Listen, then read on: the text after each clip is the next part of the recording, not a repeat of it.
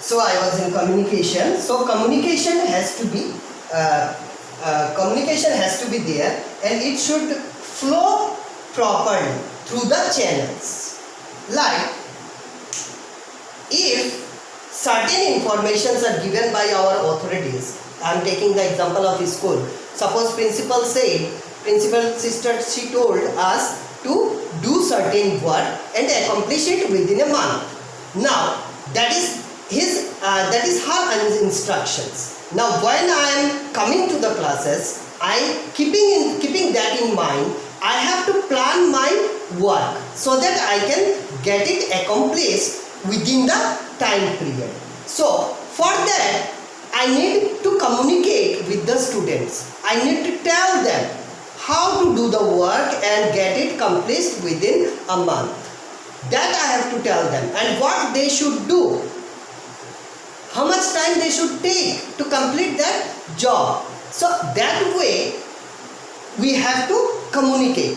Now here the communication, whatever I said till now, it is one side. It is not one way, it is two way. Like I have instructed my children to do certain works. Now if they find any difficulties there, they will tell me. I will tell my higher ups, and accordingly the problems will be solved. So this is communications. Communications is not one way, that higher ups has instructed me and I came and instructed the student and that's finished. No, that's not all. We have to recollect the feedbacks also. Then we have to send the feedbacks, and accordingly if we continue this type of communications, then it will be more effective to get the desired goal accomplished within the time period, and cost also will be minimized.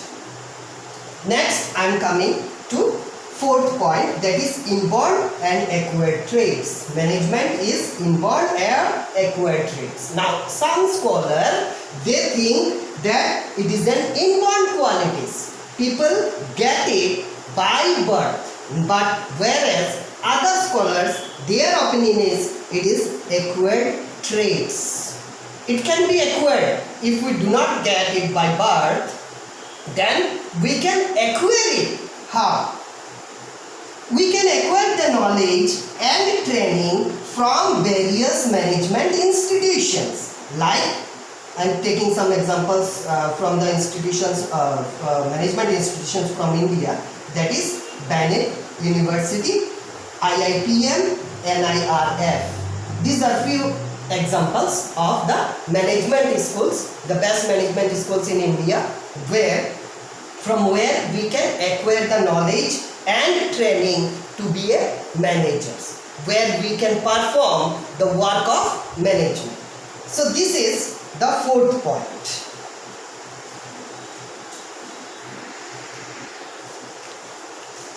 Now we have fifth point, that is management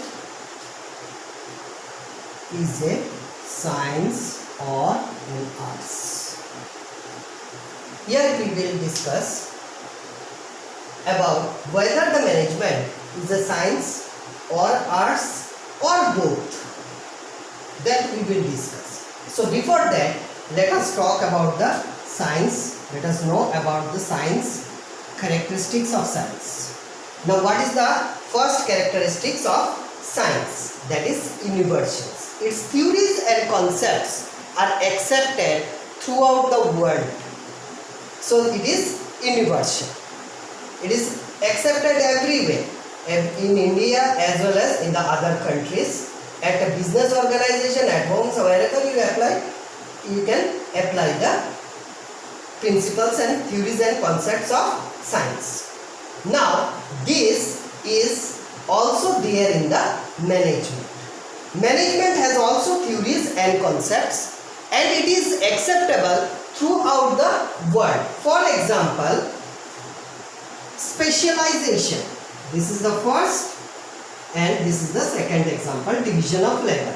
Now specializations is required in every management, like where a manager should have a knowledge of management. He should have the skill to solve the problems. So these are the specializations. Equally, we look for the specializations in the workers also. We give the work to the workers according to the specialization.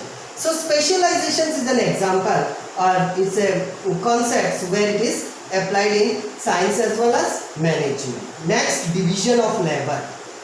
Labors has to be divided according to their specializations. Now what is specialization? Specializations means every people, they are not good at same kind of or all kind of work. If we look into things, if we take the example of our school, we will see that all the teachers are not teaching management, all the teachers are not teaching accounts, or all the teachers are not teaching biology, or all the teachers are not teaching physics. We have selected the teachers, the management has selected the teachers according to their knowledge, according to their specialization. Someone is teaching biology because he has special, very good knowledge about the biology. Similarly, if someone is teaching accounts, he has the knowledge of accounts. So he is teaching accounts. So specialization is required for good works, and if we want our work to be accomplished within time period. Next is division of labor.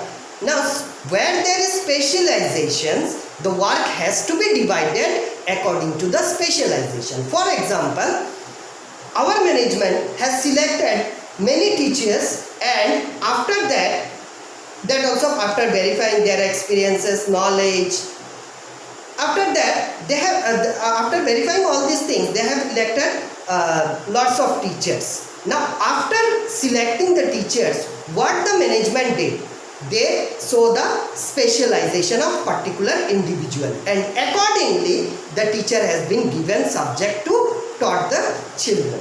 So this is division of labor, and this is applicable everywhere.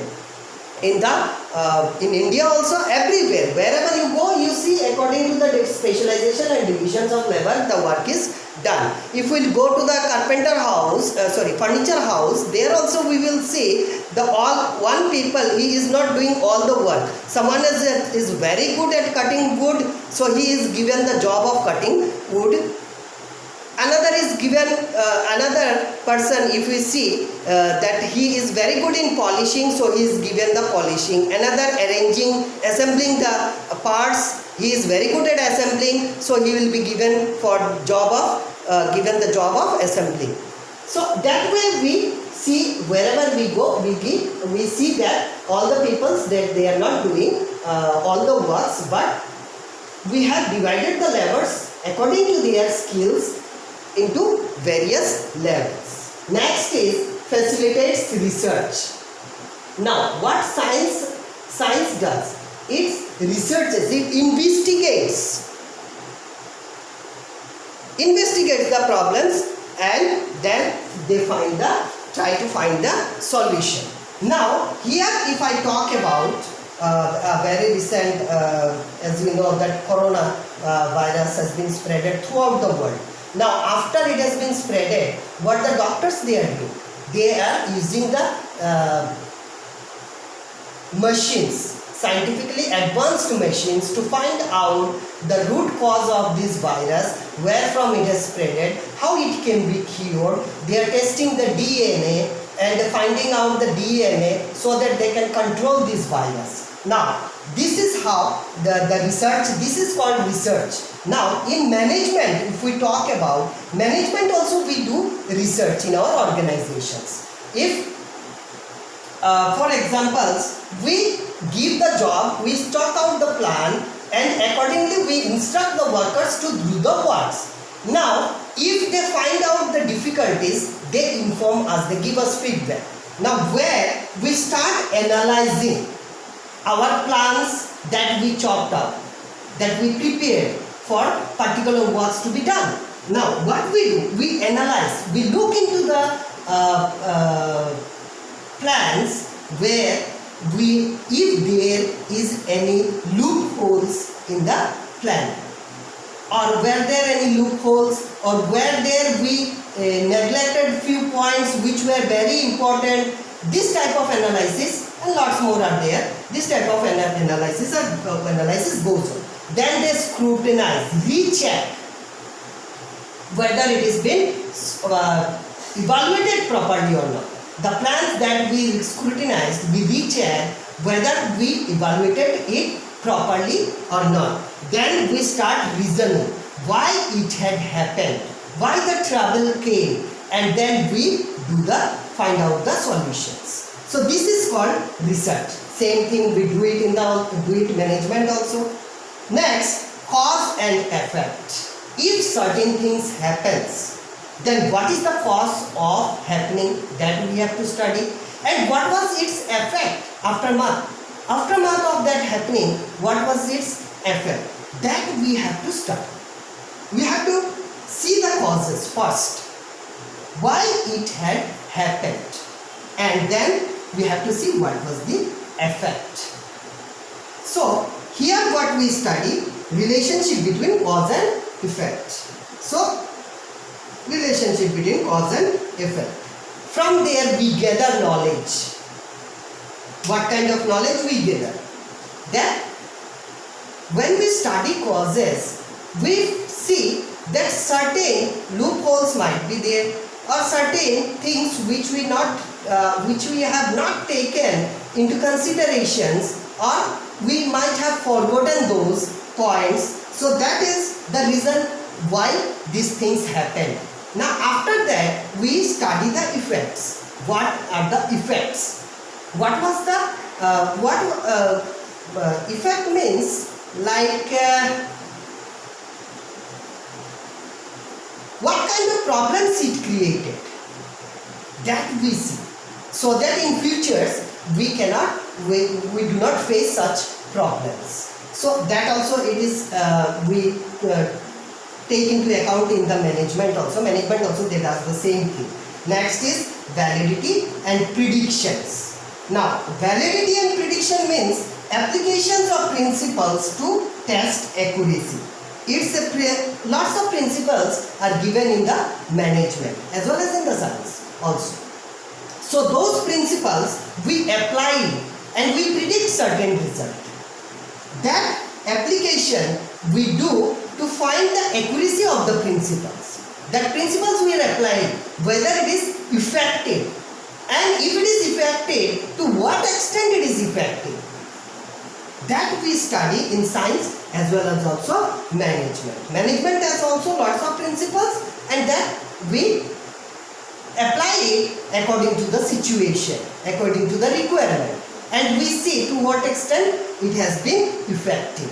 Now, after studying all these characteristics of science, we understood that management is also a science. Now let us check whether it is arts or not.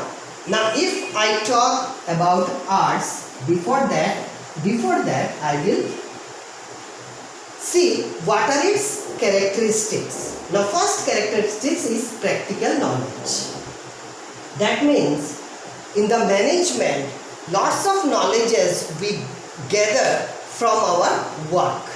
When a manager is appointed in the organizations, he is given certain works, certain tasks to be performed. And when he performs his task, he comes across lots of knowledges, differences, and lots of improvements, opportunities that he comes across from his work. That is the practical knowledge. So practical knowledge even we apply it in the management also. Next is meaningful result. If I am doing tasks, or if I am using principles, or if I am planning a certain strategy for what to be completed, then I have to say whether I am getting meaningful result or not. The result that I am expecting, that should be meaningful. So that is looked into the arts also. This is also one of the characteristics of arts, and as well as also management. Next is personal skill. As I have already explained you in the practical knowledge, that personal skills gives the people to do their work effectively and efficiently. That skill has to be there. I should have, if I am teaching you, then I should have the skill to teach you properly, to make you understand and to make you work within the time period. That skill I should have, and that is required. That is one of the characteristics of arts as well as it is of the management. Next is development through practice. As we keep on practicing, like if I talk about my class, most of the day I tell every day, almost every day, I tell the children, keep on practicing, because practice makes the man perfect. There is a proverb, practice makes the man perfect. And it is very truly said.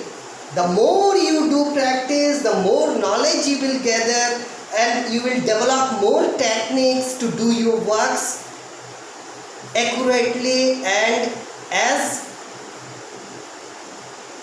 possible as correctly. So this is practice. We develop.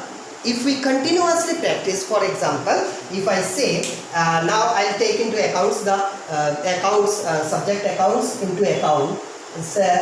Here I am talking about accounts. Now, if we keep on practicing every day, 3-4 examples every day, then we will start understanding what is actually happening. What am I doing? When I am passing an entry, I must know why I have passed that entry. Now, same thing when I am working in the management, when I am working, if I keep on working, then slowly I will come to understand that the work that I am doing, whether it requires more efficiency, or can I develop my work techniques, or can the principles can be improved, or certain improvement actually. The ultimately thing is improvement of knowledge, improvement of working techniques, improvement of working conditions. All these things we gather from the practice. The more we practice, the more we gather the knowledge, and this is the way to development. So this is characteristics of arts as well as the management, because management also we do the same thing. We chalk out the plan, we instruct the people, let the people work, make the people work, and then we keep on practicing the same things years after years, and then throughout these years we gather the knowledge of developing the system of work, developing the way of doing work, developing the techniques of doing the work. So development can be achieved, development can be done only through practice. Next is creativity. Creativity is required in every phase of life. Without creativity, you cannot perform your job, because creativity is such that it makes people, it influences people, inspires people to do something good. So management is also the same. So from all this explanation, we understood that management is a science as well as also arts. So it's a practical things, but at the same time we use principles and concepts. We research our works, we see the result whether it is meaningful or not. We look into the causes and effects, and there we use the personal skills to develop it. But we use the principles, concepts, techniques, and see whether our principles, techniques or concepts are accurate or not. And at the same time, we develop our knowledge, our skills through practice. And we need creativity for doing all this work, so that we can perform it within the time period with minimum cost and as perfectly as we can. Thank you.